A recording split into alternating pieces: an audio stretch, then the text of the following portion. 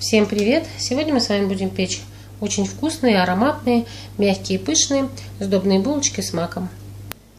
Для теста нам понадобится 240 мл молока, почти целый стакан, 250 мл, 2 чайных ложечки сухих дрожжей. Если живые дрожжи, то 15-20 грамм. Сюда же отправляем 6 столовых ложек сахара, чайную ложечку соли, можно даже чуть побольше, 2 яйца и немножко ванилина или пакетик ванильного сахара.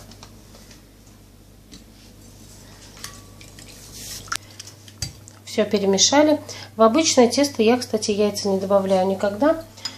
А в сдобное для плотности, для того, чтобы оно было таким упругеньким, я частенько добавляю яйца. Но тоже не всегда. Это совсем не обязательно. И сюда же отправляем 500 граммов просеянной муки.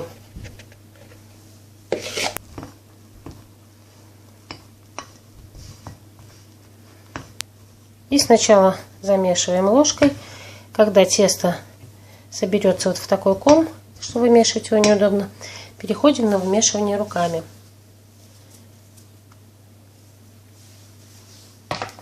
Вымешивать его нужно будет достаточно долго, поэтому наберитесь терпения. Чем тщательнее мы это сделаем, тем слоистей, волокнистей получится готовое изделие. Если оно у вас получилось очень жидким, то есть его месить неудобно, то добавьте немножечко муки. Только по чуть-чуть, немного сразу, а буквально по ложечке. Продолжаем его вымешивать. И теперь уже в наполовину готовое тесто добавляем сливочное масло. Масло добавляю на глаз, примерно грамм 80, 70-80 грамм. Кстати, совсем не обязательно использовать сливочное масло. Можно взять маргарин, можно взять даже растительное масло, тоже будет хорошо. Единственное, что вкус, конечно, со сливочным маслом вкусным будет получше. И вмешиваем. Совсем скоро масло полностью вмешается в тесто, и оно не будет скользить, станет плотненьким, и его вымешивать будет очень легко. Когда масло полностью вмесится, тесто начнет постепенно отставать от рук, от стола, становиться более упругим. Вот видите, уже начинает.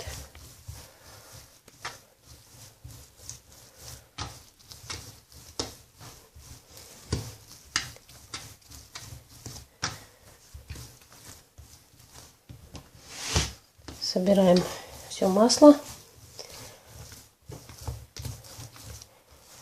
Вот смотрите, оно как липучка, все к себе притягивает.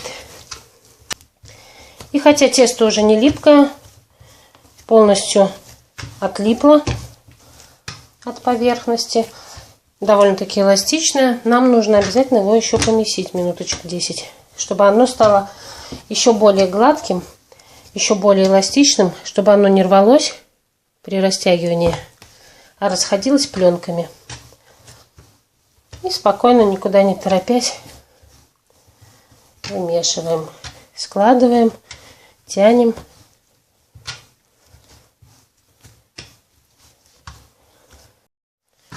Вот такое в итоге получилось тесто. Очень приятное на ощупь. Смотрите, какое гладкое. Оставляем тесто подходить в теплом месте. Чем теплее, тем быстрее оно подойдет. Можно убрать его в пакет. Можно положить в эту же мисочку.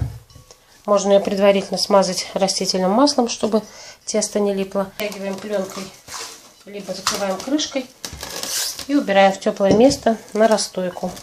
До того момента, когда тесто увеличится в 2, а то и в 3 раза.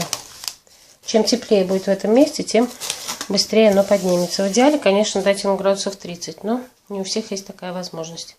Если же она у вас есть, то есть у вас, возможно, духовка с функцией подогрева, или как-то использовать можно мультиварку, либо поставить миску в кастрюлю с горячей водой, либо использовать микроволновку. Можно просто оставить при комнатной температуре и заниматься своими делами.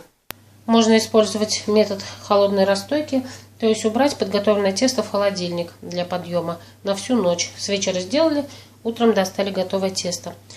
150-200 грамм мака пищевого заливаем крутым кипятком и даем настояться минут 15-20, или можно немножечко поварить минут 5. Сливаем мак через сито.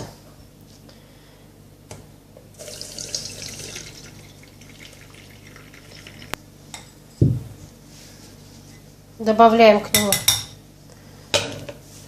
4-5 столовых ложек сахара. Ну, я добавлю 3, вот с такой большой горкой. И перебиваем блендером.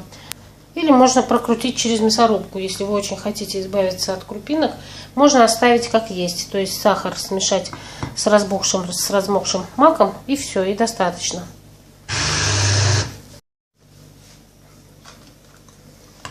И сейчас начинку можно попробовать на сахар, на сладость. Если она вам кажется недостаточно сладкой, то можете немножечко добавить сахара. Можно также при желании добавить сюда сливочное масло. Но у нас его и так достаточно в тесте, поэтому я ничего больше добавлять не буду. Подготавливаем форму. Форму я застелила пергаментом, он со специальным покрытием, поэтому маслом смазывать я не буду. Если у вас обычный пергамент, то можно смазать его еще маслом. Тесто подошло, увеличилось раза в 3, не меньше. Смотрите, целая миска уже даже приклеилась к пленке. Вот такое оно пористое, воздушное. Выкладываем.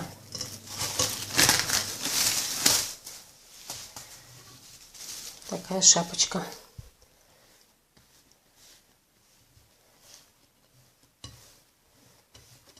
Собираем. Выкладываем. Если оно у вас будет липнуть немножечко, то стол можно слегка присыпать мукой, капельку, или смазать маслом, чем вам привычней. Обминаем хорошенько и делим на части. Я разделю на 20 частей, потому что форма у меня большая. Размер ее где-то 30 на 35.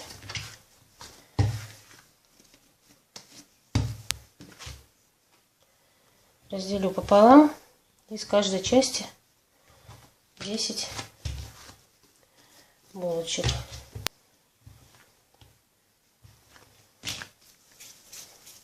Каждая булочка, каждый комочек размером чуть меньше яйца. Не будем давать время на расстойку, поэтому шарик даже не обязательно подкатывать.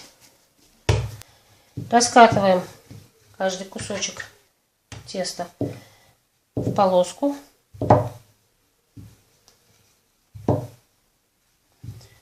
Произвольной длины, произвольной ширины.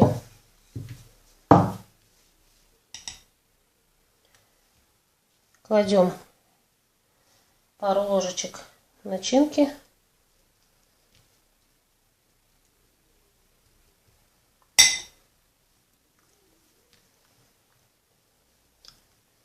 И скручиваем рулетиком. Оставляем расстояние не меньше сантиметра, а то и побольше. Вот так разложила я булочки, оставила между ними расстояние чуть больше сантиметра. И опять оставлю их в теплом месте или при комнатной температуре. Опять же, чем теплее будет, тем быстрее поднимутся булочки. В идеале градусов 30. Накрываем. И булочки должны увеличиться в объеме. Опять же, вдвое. То есть сомкнутся они полностью. Расстояния между ними не будет. Вот так хорошо поднялись булочки. Стояли они в духовке, которую я поставила на самый-самый малюсенький нагрев.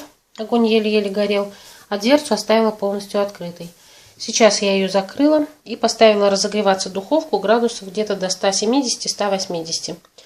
Духовка уже разогрелась. Смазываю булочки яйцом, можно смазать сиропом сахарным. И отправляю в духовку на 15-20 минут. Смотрите, чтобы булочки зарумянились. Достала я румяные блестящие булочки из духовки.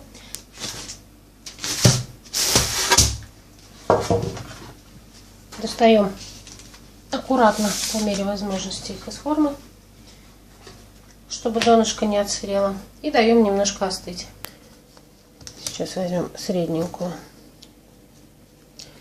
Вот такие они, очень пышные, очень хорошо сдобрены начинкой. Очень ароматные и очень вкусные. Смотрите, тесто слоистое, волокнистое, очень-очень нежное. Надеюсь, соблазнила я вас на такие маковые булочки сдобные. И вы попробуйте такие же испечь. И они вам тоже понравятся. А у меня на сегодня все. Всем отличного настроения. И до новых встреч. Пока.